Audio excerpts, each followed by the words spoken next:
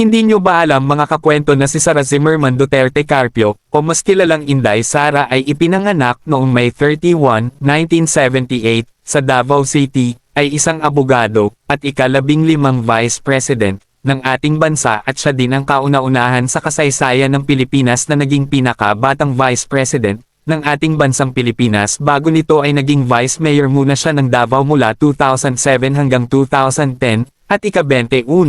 ng Mayor ng Davao City mula June 2016, hanggang 2022 at ang kanyang Vice Mayor noon ay ang kanyang kapatid na Paulo Duterte at naging Vice President siya noong 2022, hanggang ngayon kasalukuyan 2025, at higit sa lahat siya ang ika-53 na naging Secretary of Education mula June 2022, hanggang July 19, 2024. Ngayon mga kakwento, alam nyo na idol mo na ba si Vice President Sara Duterte? Halika mga kakwento, comment mo dyan sa comment section kung idol mo siya.